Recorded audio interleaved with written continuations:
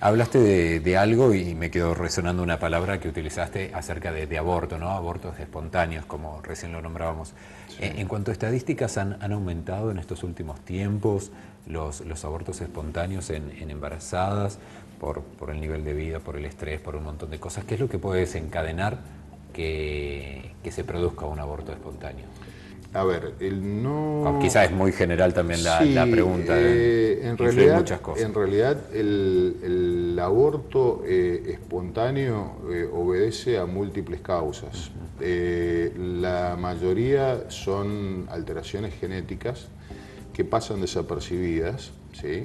Porque no significa que la mamá o el papá tenga algún problema genético, sino que el entrecruzamiento de información cuando se produce la concepción entre el óvulo y el espermatozoide no siempre se realiza en forma correcta.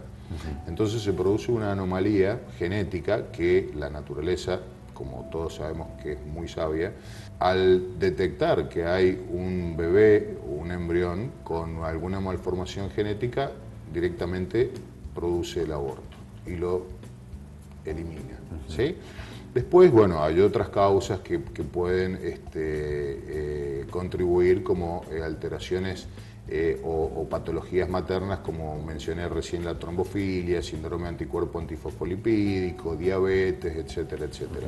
La tasa de abortos espontáneos en general no tiene muchas modificaciones, no es que el estrés produce aborto, pero sí una paciente o una mamá embarazada con un nivel alto de estrés o con un trabajo muy estresante o con un ritmo de vida, digamos, acelerado o pesado, angustiante, va a tener también seguramente menos horas de sueño o menos horas de descanso, peor alimentación, y eso puede producir entre otras cosas, aparte puede ser que produzca un aborto, pero es más raro, pero puede producir otras cosas, como por ejemplo una patología que se da en estos casos, que es la restricción del crecimiento intrauterino, que en siglas nosotros lo denominamos RCIU.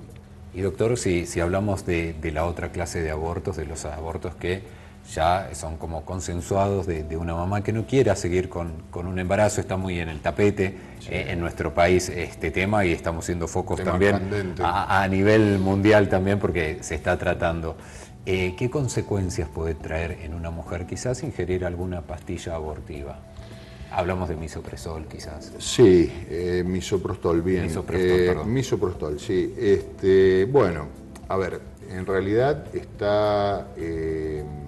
es un tema, no vamos a entrar en la parte, digamos, ni moral. Hablemos solamente de la parte médica. Exactamente, ahí vamos. Exacto. Tiene que estar, el uso del misoprostol tiene que estar, lo ideal, es decir, lo ideal es que esté bajo el control de un médico.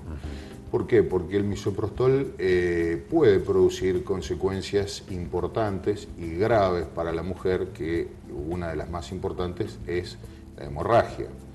Y una hemorragia en una paciente que estaba utilizando misoprostol y que vive en una zona retirada, a un centro de salud o a un lugar donde esté equipado quirúrgicamente como para poder solucionarlo, o tener un servicio de hemoterapia que pueda auxiliarla, puede morir desangrada, exactamente, puede morir desangrada. Puede haber otra de las consecuencias que pueden haber, es que ese aborto, al haber utilizado misoprostol, no se produzca en forma completa, es decir, que quede parte del embarazo y la mujer no lo detecte o no lo sepa detectar, o no se lo hayan explicado, porque generalmente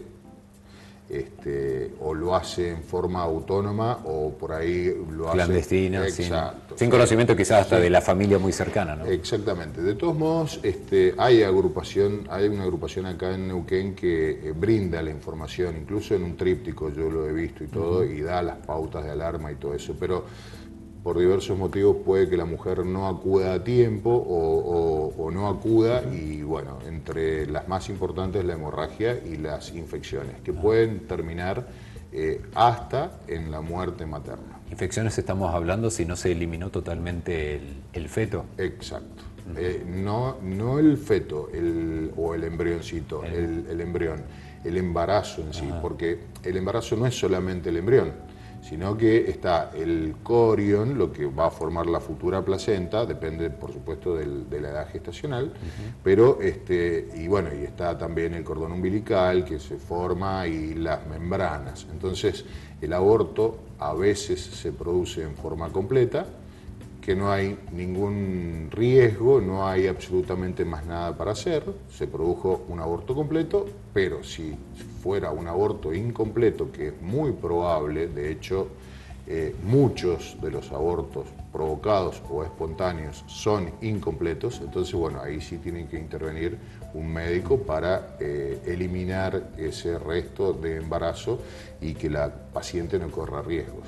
¿Y esto puede dejar secuelas para futuros embarazos? Sí, por supuesto. Una infección importante en el útero que comprometa el útero es un órgano muscular, ¿sí? No es un músculo como el de los brazos o las piernas, porque uno no lo maneja, el ser humano, la mujer no lo maneja voluntariamente, pero no deja de ser un músculo. Si ese músculo uterino se infecta, el único tratamiento para evitar la muerte de la mujer es extraer ese útero. Entonces puede quedar estéril el resto de su vida si no se trata a tiempo. Perfecto. Doctor, le agradecemos muchísimo toda la información, hablamos absolutamente de todo y como siempre decimos desde el lado de la medicina. Después en casa estará cada uno con su opinión a favor o no de este tema, así que le agradecemos muchísimo. No, por favor, gracias a vos. Así terminamos con el programa de hoy. Los consejos, y como siempre decíamos ahí hace un ratito con el doctor, consejos sobre salud, fundamentalmente. Después ahí en casa debatirán acerca de estar en contra o a favor de esta ley que próximamente se sancionará o no en nuestro país, como es la del aborto legal. Gente, nos tenemos que despedir, que pasen un muy buen fin de semana, o si estás viendo este programa en las repeticiones que tenemos durante la semana, buena semana también para todos ustedes. Nos encontramos el próximo sábado a la 1 de la tarde aquí en Somos el Valle.